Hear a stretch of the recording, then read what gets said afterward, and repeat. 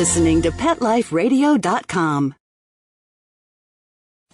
It's a Doggy Dog World is brought to you by Petco.com. Petco is a leading specialty retailer of premium pet food supplies and services, offering more than 10,000 high-quality pet-related products. Enter the code DOGGY10, DOGGY, the number 10, and get 10% off any order.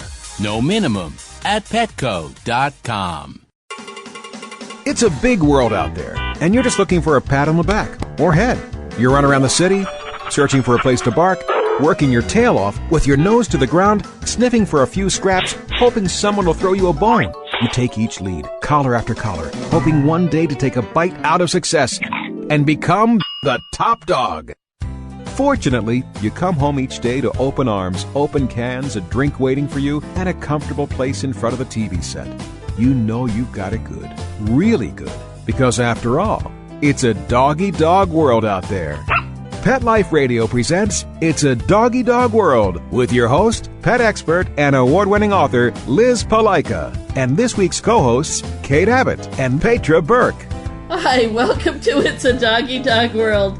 I'm your host, Liz Palaika, and with me today are my good friends Petra Burke. Hello. And Kate Abbott. Hello. And our dog's Walter, who's belly up on Kate's lap, and Bashir's hiding behind me on the floor. Today we're going to talk about what you need to do to prepare for a new puppy before you bring him home, and as one of our training students said, how not to panic when you do bring him home. Yeah, can you imagine walking in the door, have a puppy, and go, what now? Oh my gosh, what have I done? I've actually, as many times as I've brought new dogs home, I have thought that.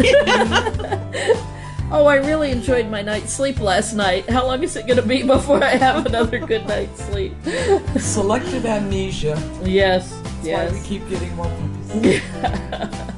Well, that, and I kind of figure if I get a new puppy every 3 years or so, then I stay in the cycle of it, and it's not like this huge, horrible, 5 years between Bashir and Riker. That was hard. It's a good thing Bashir was a good puppy.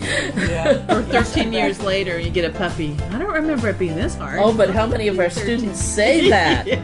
They say Our previous dog was perfect from day one. How many years ago was that? Well, let's see, he died last year. He was 16. There Your you go. mind wipes that out. You don't remember. Now, in several of our podcasts, we've talked about choosing a dog, so we're not going to talk about that here. We're going to talk about other stuff here. You've already leaped into the chasm. Yes. Yeah, but again, before we talk about anything, we need to give a break to our sponsors. Sit. Stay. It's a Doggy Dog World. We'll be right back after a short pause. Well, 4 to be exact.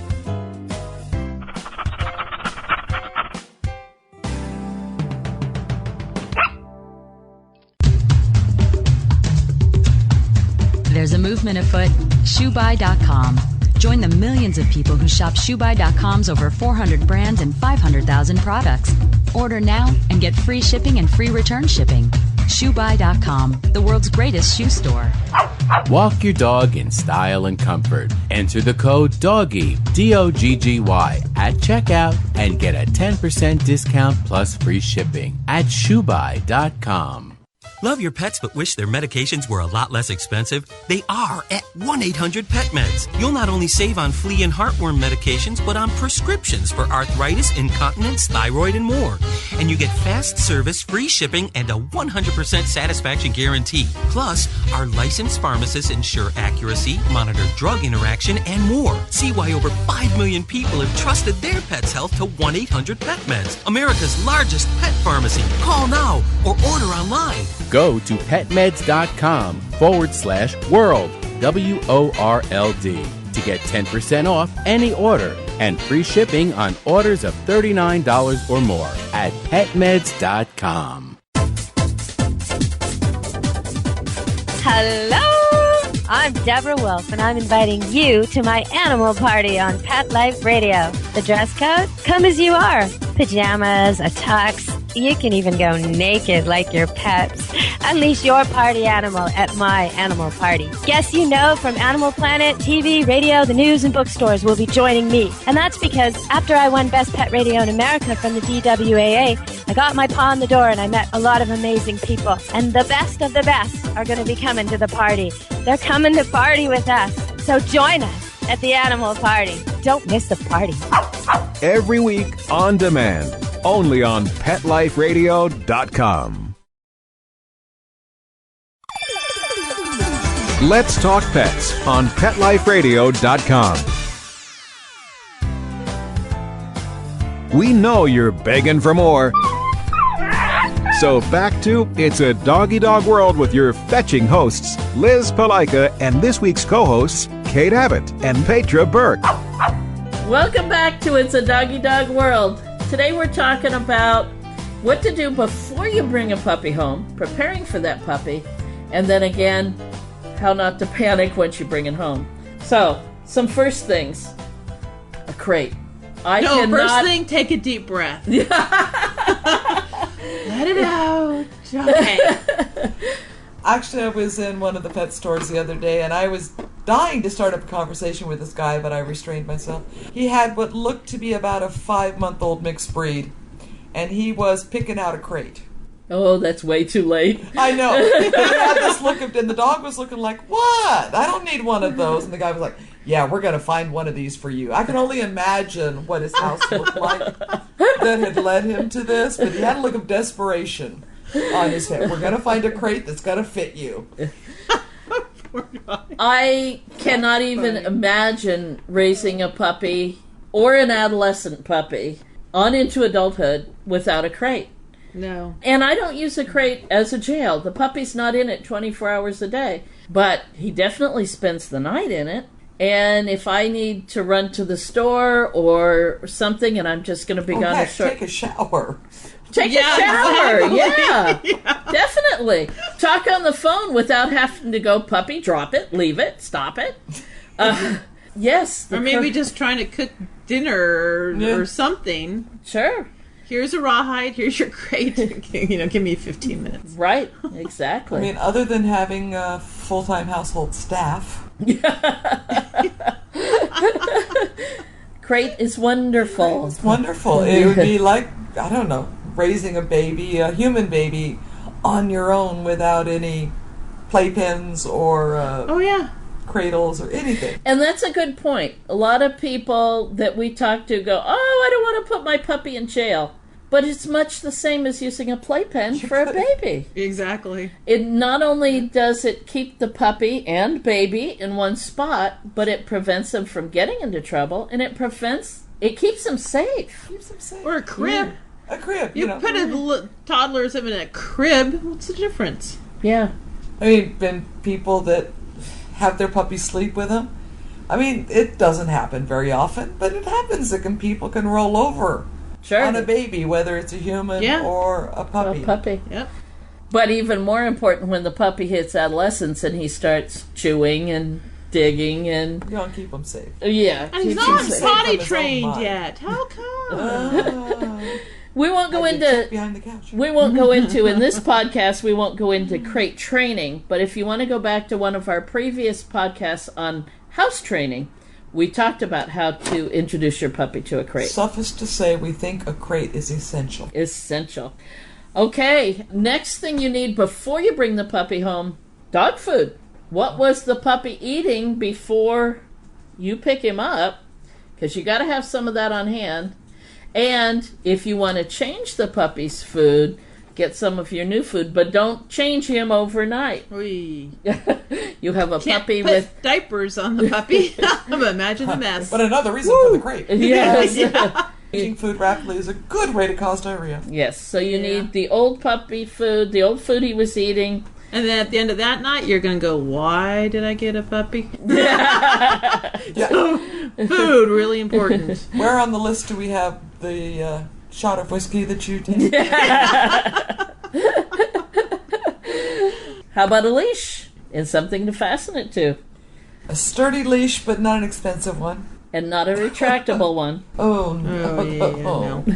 I mean, shoot, I think if you have a puppy, go to the dollar store. They're $1.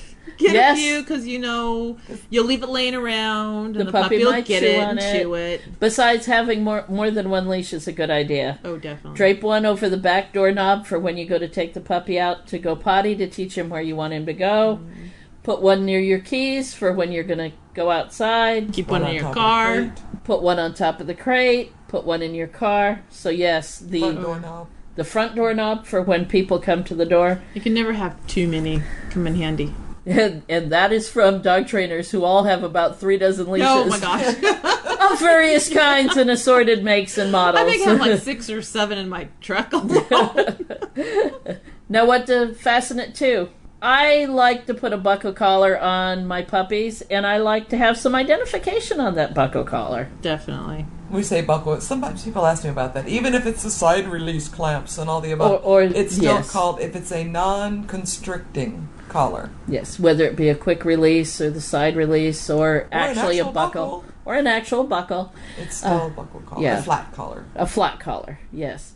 And identification. I usually have a tag made up before I bring the puppy home, even if I don't know what the new puppy's name's going to be. Mm-hmm. I have my name and phone number and cell phone number on it. So and even after you pick the name, you can use that as a luggage tag later on. Sure, there you go.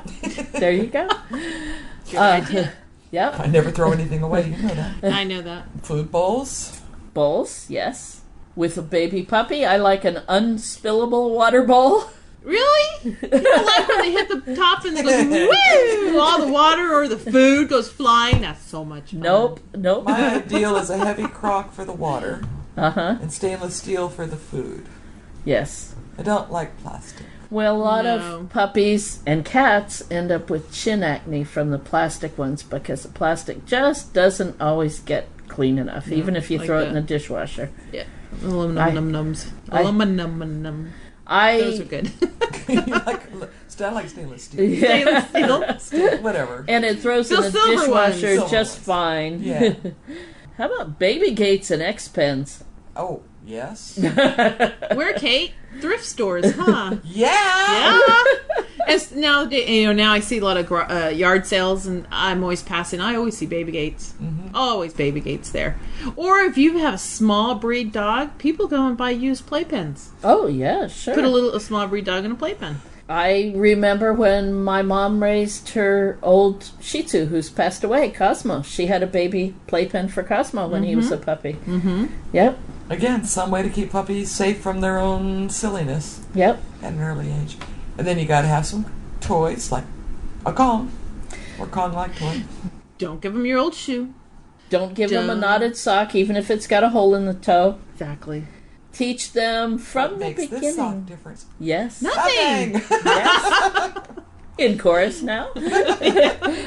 So toys, and I like the Kong-like toys, so you can give them puzzles to work on while they're in their playpen or their exercise pen. Mm-hmm. Grooming supplies. Depending on what breed or coat type your puppy is or has, you want to start introducing him to grooming young. Don't wait until he's 5-6 months old and a matted mess to introduce him to combing. Yeah.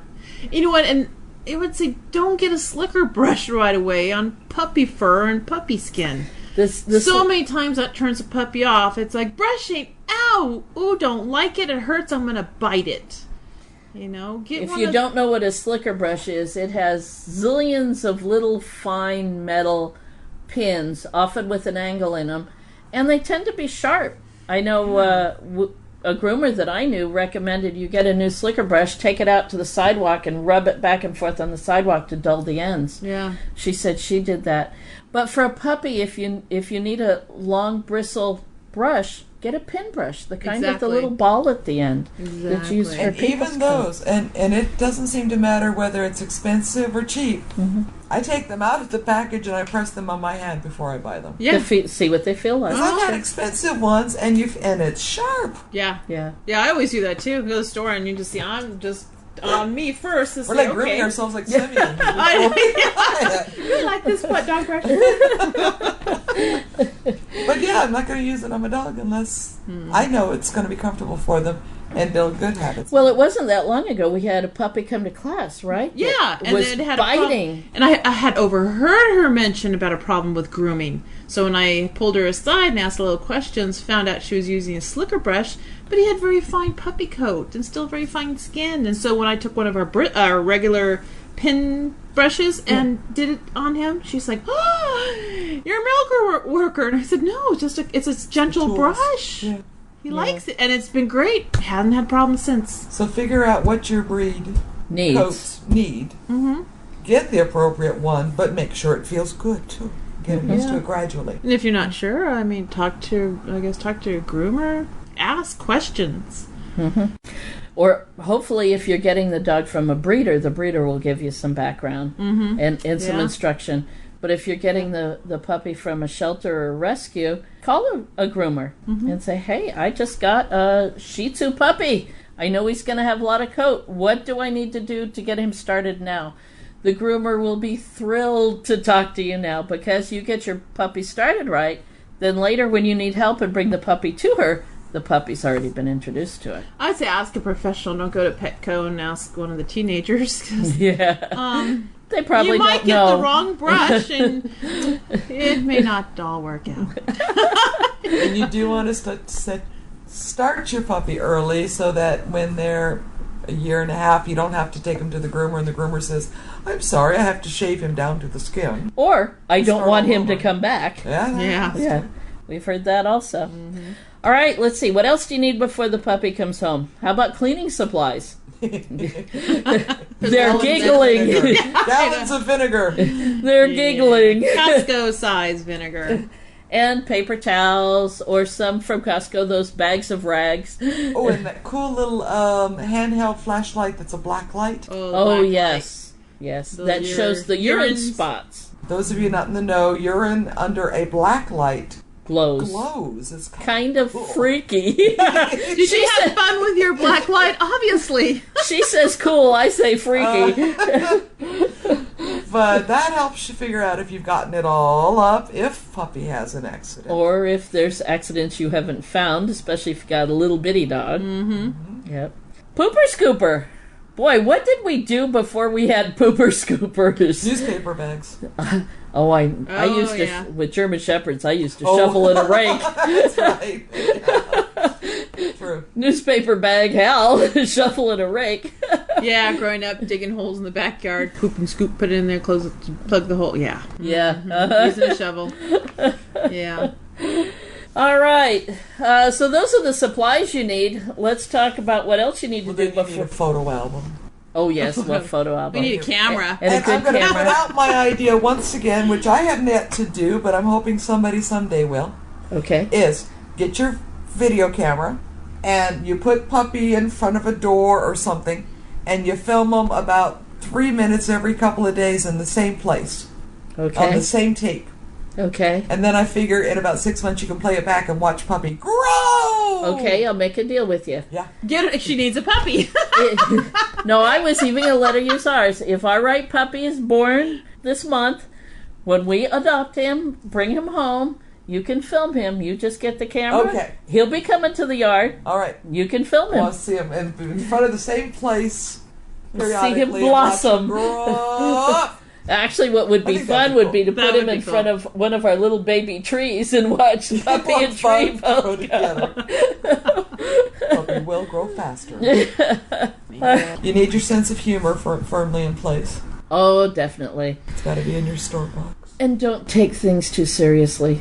Have fun with the puppy. You've got to have fun with them. But we need to take a break for our sponsors, so hold on and we'll talk about what else you need to do after you go shopping, before you bring the puppy home.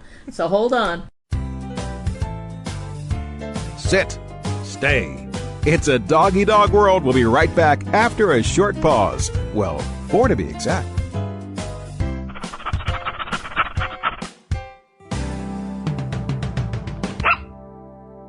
It's a Doggy Dog World is brought to you by 1-800-PET-MEDS, America's largest pet pharmacy. 1-800-PET-MEDS is your best source for pet medications, vitamins, supplements, and pet supplies. Get great savings, fast service, and free shipping.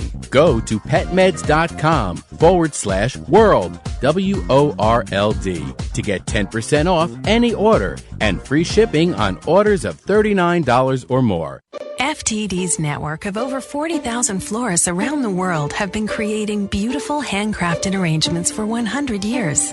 Each arrangement is delivered the same day and backed by FTD's 7-day satisfaction guarantee. For a century, people have trusted their most important occasions to the flower experts at FTD.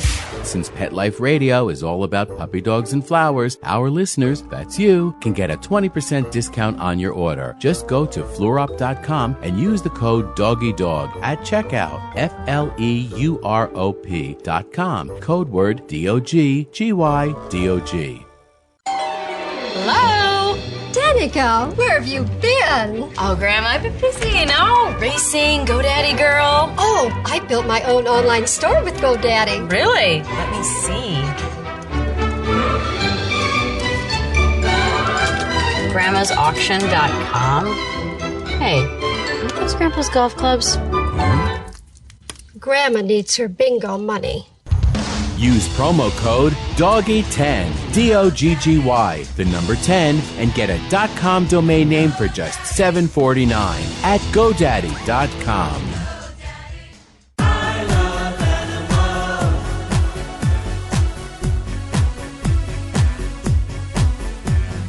If you ask the question, what do I want?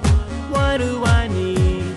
I'll take affection. I really should mention I need time, I need love, I crave attention. Listen to waiting by the door. I'm bringing for you. With shaking tails and happy hearts. I'm bringing for you. And running circles round the floor. I'm bringing for you. That's always when the party starts. They are my friends. They are my children. They are the furry.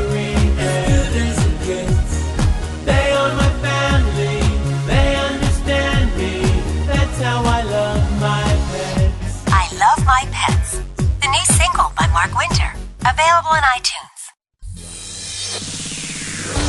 Coast to coast and around the world, it's Oh Behave with Arden Moore. Find out why cats and dogs do the things they do and get the latest buzz from wagging tongues and tails in Rin Tin Tinseltown. From famous pet experts and best-selling authors to television and movie stars, you'll get great tail-wagging pet tips and have a fur-flying fun time. Oh Behave with America's pet edutainer, Arden Moore.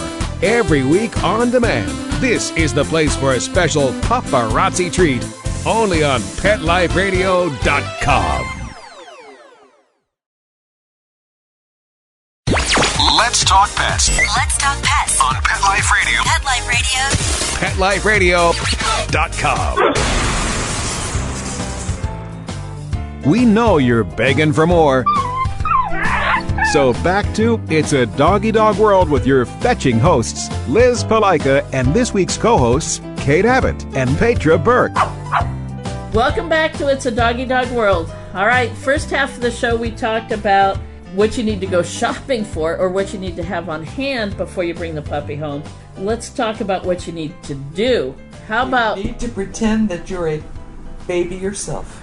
Get down on the floor. And go crawling around the house and look for all those dangling cords, all those things the puppy's going to say, cool, looks like a toy. The tablecloth hanging over the edge of the table. With the dangly little tassels. Yeah, that'd be so cool to pull on.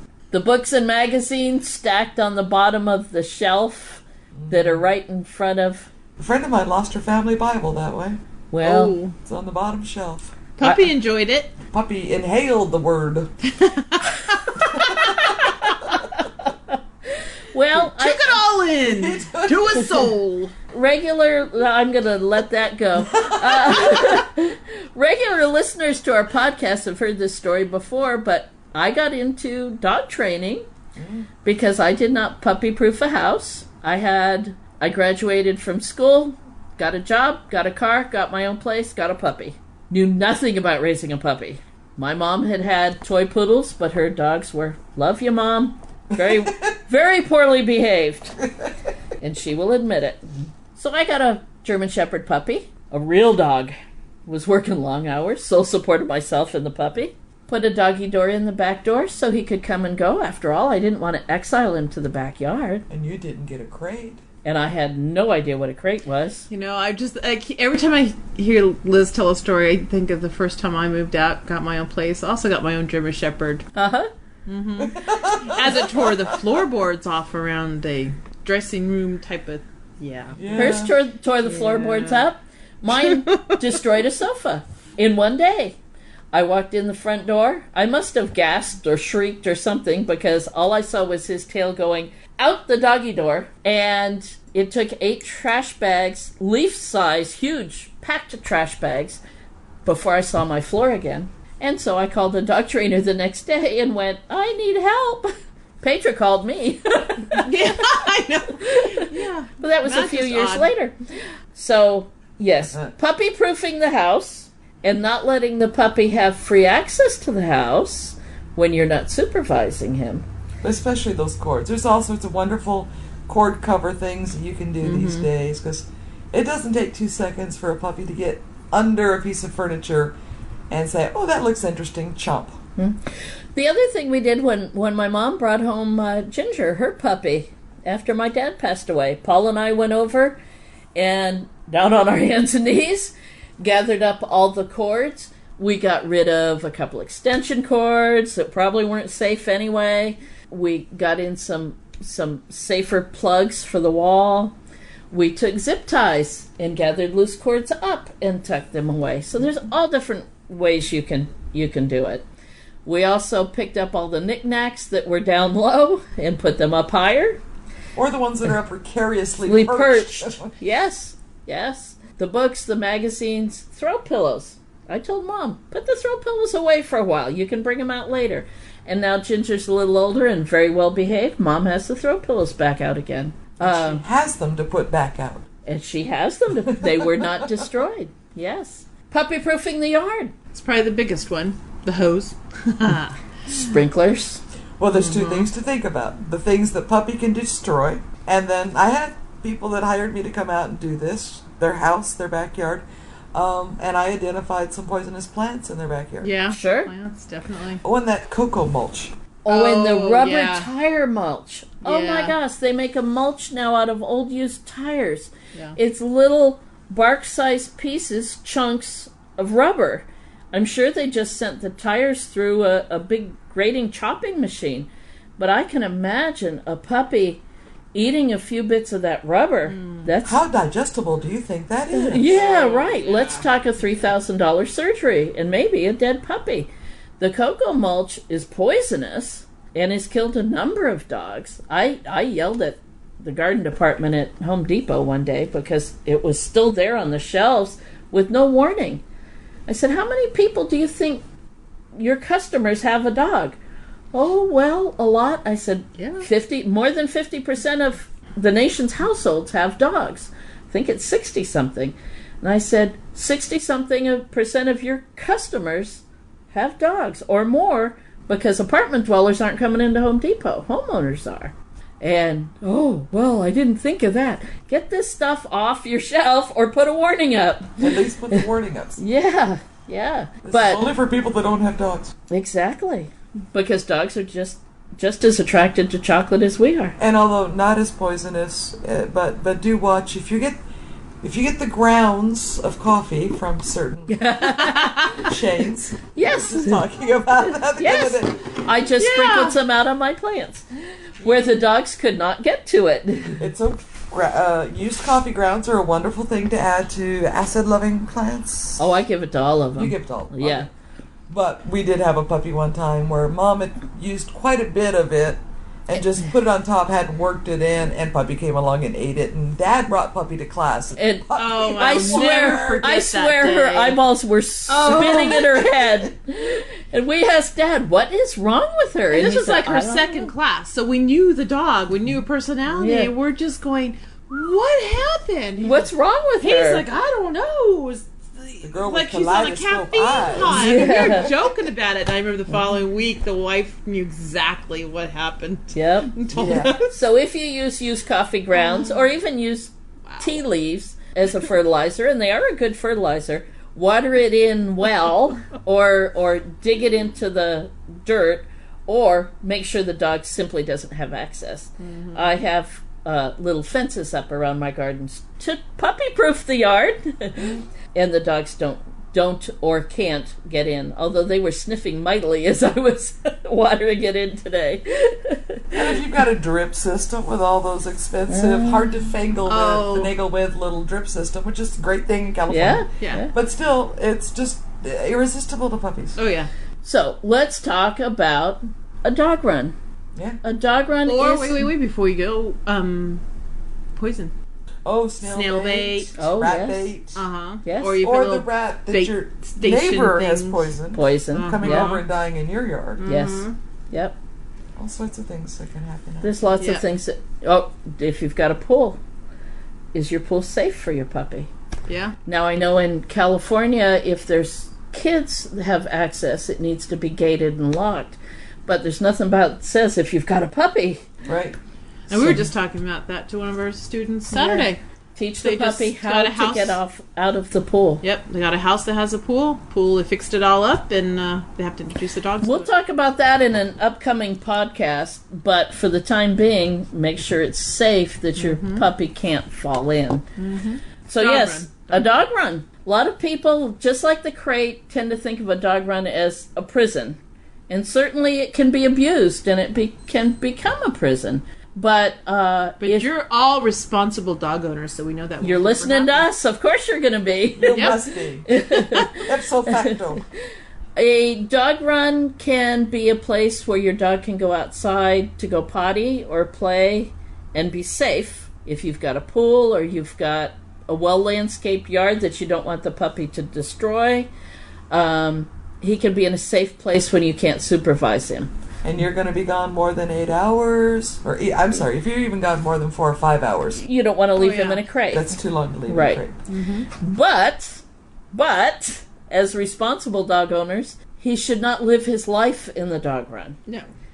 You got a dog, I'm hoping, because you want him to spend time with you. You want him to be a companion.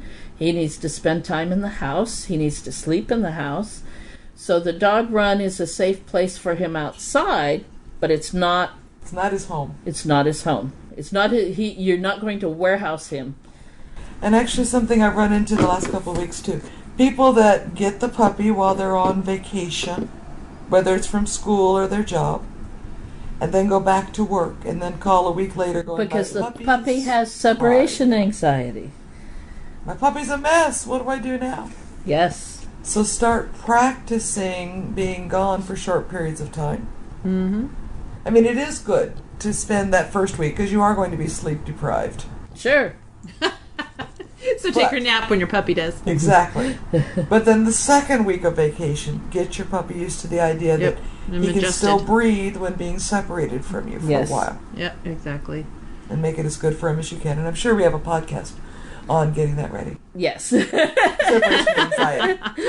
Yes, actually we do. We do have a podcast on separation anxiety. So if your puppy already has that... But much better to prevent a problem than try to fix one. Right. So what else do we need to do before that puppy comes home? Well... Tell your friends you won't see them for a while.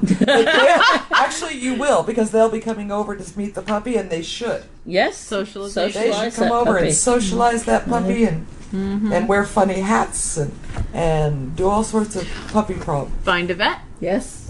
You know, I think by word of mouth is the best. You know, you ask around, who do you use? How do you like them? I mean, that's how we refer our vet. We love our vet. Actually, I think they ought to have all kinds of pet professionals lined up. The veterinarian. Trainers. The groomers. I was waiting for that. I was trainers. Like, we haven't mentioned the trainers yet. Yeah. The groomers. And the when trainers. should you take your puppy to classes? Well, Not till they're a year old, right? 10 No. I remember I followed the old wives' tale. 6 months. Yes, 6 months is when I showed up at Liz's class going, I'm going to kill this dog. I need help. 10 weeks old and 2 full sets of shots is what most trainers recommend. I love teaching puppy class. There is a trainer in our area who says he will take puppies at 7 weeks of age. That's too young. We really discourage that. 7 weeks old. How do you feel about that? Really. 7 weeks old, the puppy should still be with his mom and litter mates. And we've had podcasts on that too. So check back on those two. Yes. But the puppy can go home anytime between 8 and 10 weeks of age. That's a good age. Mm-hmm. And although I prefer closer to 10 weeks. Let the breeder deal with some of that. But anyway, she's not listening. You hope. But the puppy also having 2 full sets of shots, his immune system is healthy. He should be able to handle a puppy class with no problem. And then... And a puppy start class. And an AKC puppy start class. Get you and your puppy started right. Prevent some of those problems from occurring.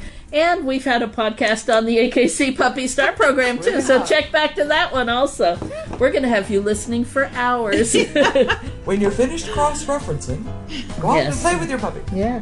So, I think that's enough to get you started. We've had several podcasts on how to choose the right puppy. This is how to prepare for the puppy. And when you're prepared, you're not going to panic. Exactly. But that's what the whiskey's for. You're bad. We're not advocating that, but if it works. Personally, I prefer chamomile tea, but that's okay. That's why you're always the designated. Yes.